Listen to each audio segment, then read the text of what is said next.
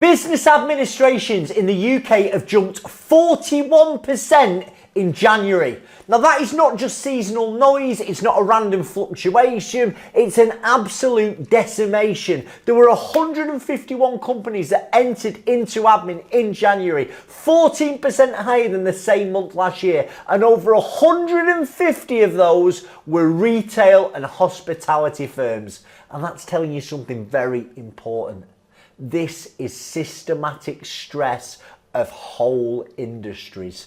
And what directors should really hear when you see big names like Claire's Accessories, TGI Fridays, Russell and Bromley, The Original Factory Shop, Quiz, when these type of companies go through an insolvency and into admin, you shouldn't be thinking, well, they've all mismanaged it.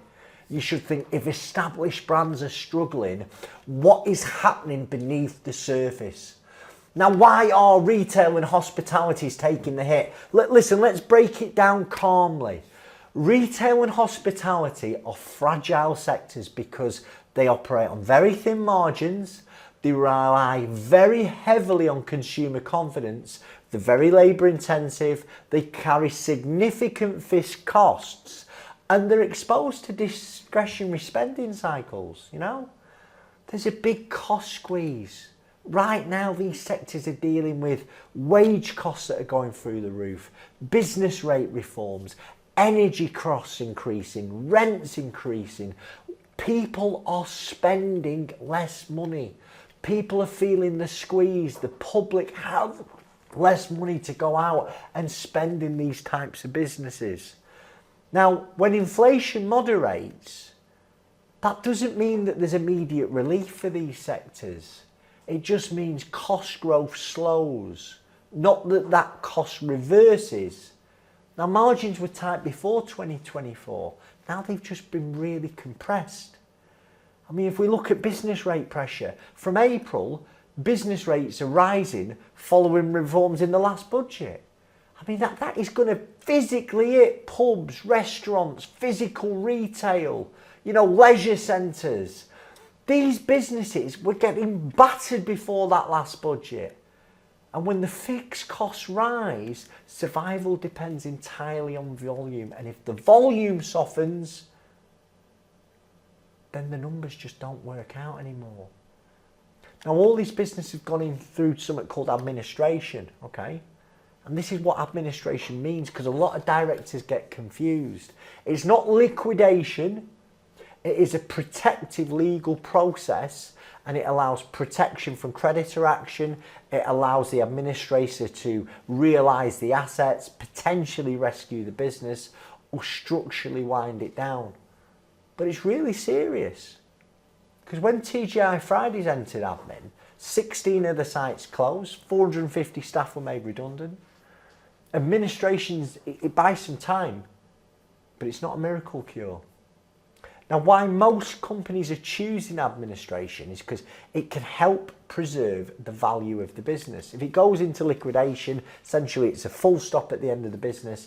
Assets are sold for a fire sale. Administration's designed to preserve value so more money can go back to creditors. And it can protect directors from a chaotic collapse. And in a lot of the times it allows rescue deals, even if it's just parts of the business are rescued. And obviously it avoids that dreaded compulsory winding up.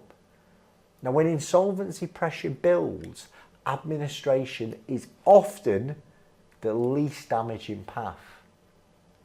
I mean, I said at the start, there's been a 41% increase. And what's driving that? I mean, a jump like 41% doesn't happen by accident. But here's what's happening underneath. Credit's tighter, lenders are more cautious. It's harder for businesses to refinance now. Personal guarantees are almost always called upon from directors, which is making directors more hesitant to sign. And when a refinancing window closes, the administration numbers rise because businesses don't have anywhere to turn. You know, add to that, I touched it earlier, consumer demand's really weak. Retail and hospitality rely on confidence, more money in people's pockets, you know, higher discretionary spending.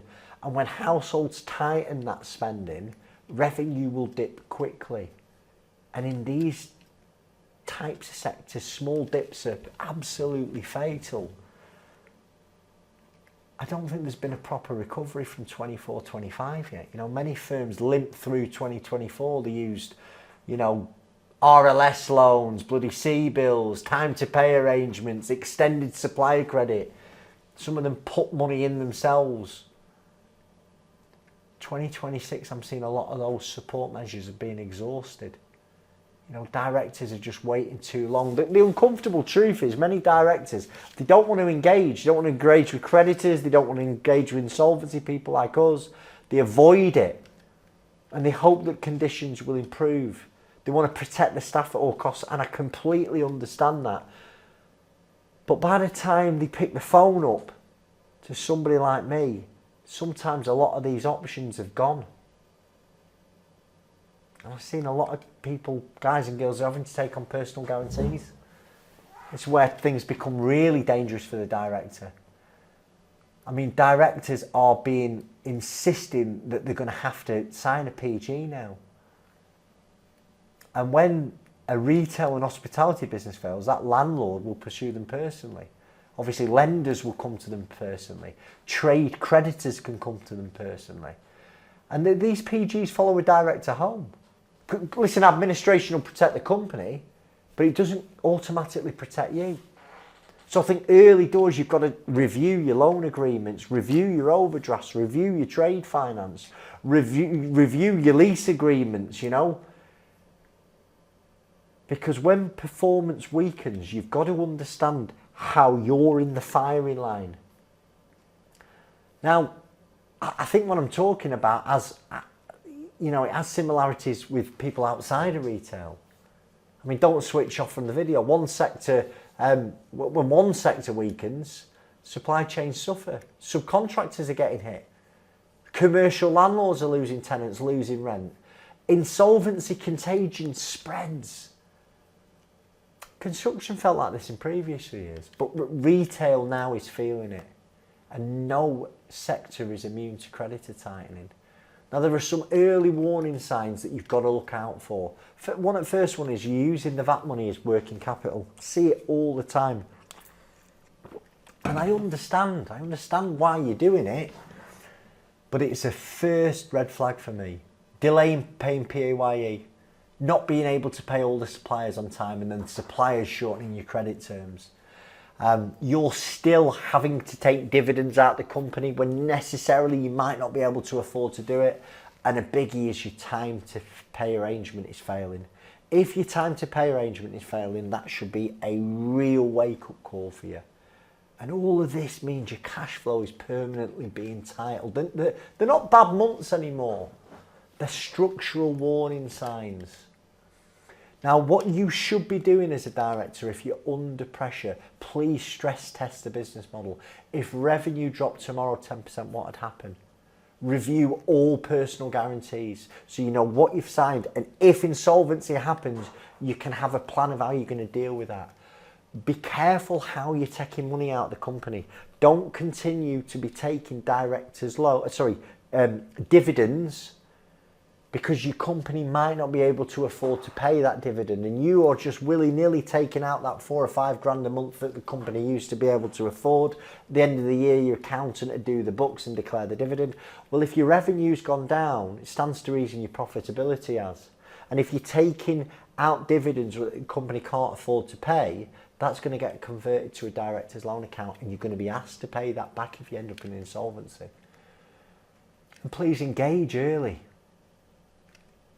The sooner you speak to somebody about insolvency options or restructuring options, the more options you've got. And don't be panic borrowing at this stage. You know, borrowing to survive often worsens the situation for everyone. Now, this 41% increase in administrations, it's not a headline, it's a signal. Retail and hospitality and construction are getting battered at the moment. Now, directors who act early generally protect themselves. Directors do delay, the options shut.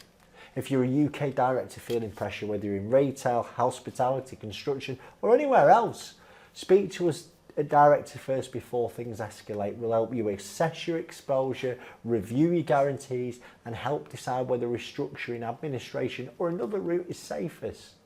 There is always a solution, but only if you act quickly. Now, a lot of retail, hospitality and construction are using administration.